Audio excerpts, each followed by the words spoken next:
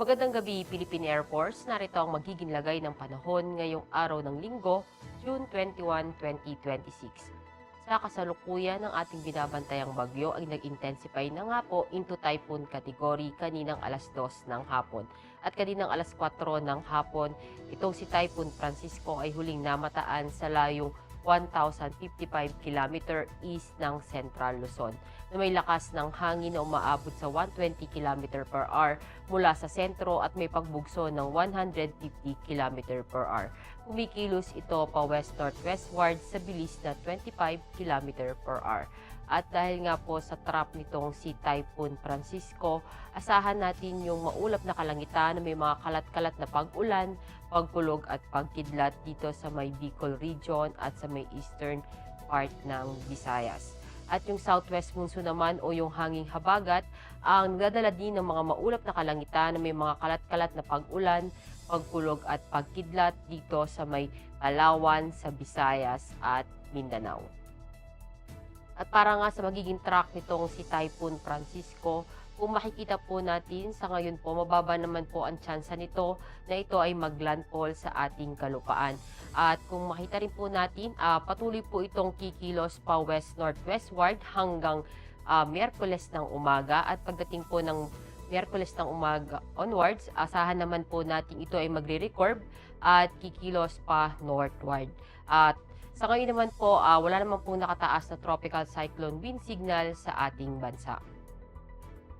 At para sa magiging lagay ng panahon para bukas, asahan pa rin natin dito sa Bicol region, sa Palawan at ang buong Visayas ng maulap na kalangitan na may mga kalat-kalat na pag-ulan, pagkulog at pagkidlat. At ang Metro Manila, ibang nalalabing bahagi naman ng Luzon, asahan naman natin yung bahagyang maulap hanggang maulap na kalangitan na may mga pulupulong pag-ulan, pagkulog at pagkidlat. At sa buong Mindanao, asahan din natin yung maulap na kalangitan na may mga kalat-kalat na pag-ulan, pagkulog at pagkidlat. Para sa magiging lagay ng panahon sa mga susunod na araw, sa Metro Manila, asahan natin sa Martes ang bahagyang maulap hanggang maulap na kalangitan na may mga pulupulong pag-ulan, pagkulog at pagkidlat. At pagsapit ng Miyerkules at Huwebes, asahan natin yung maulap na kalangitan na may mga kalat-kalat na pag-ulan, pagkulog at pagkidlat, maging dito sa Cavite at sa Lipa.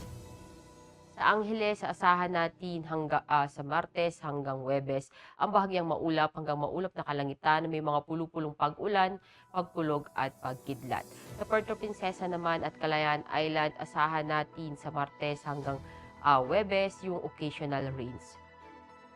At sa Mactan, asahan naman natin sa Martes at Miyerkules yung maulap na kalangitan na may mga kalat-kalat na pag-ulan, pagkulog at pagkidlat. At pagsapit ng Huwebes, asahan natin yung bahagyang maulap hanggang maulap na kalangitan na may mga pulupulong pag-ulan, pagkulog at pagkidlat.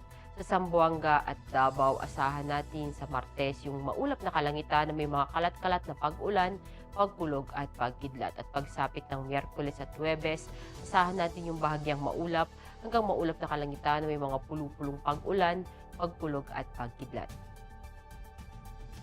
Ang araw ay lumubog ng 6:28 ngayong hapon at sisikat bukas ng 5:28 ng umaga. Para sa ating moon illumination, meron tayong 46%. Para manatiling updated sa lagay at taya ng panahon, i-follow lamang ang Air Force Weather Center sa aming mga social media accounts. At yan lamang ang latest update natin sa weather sa ngalan ng aming commanding officer na si Colonel Alvin John Fugador Pop GSC.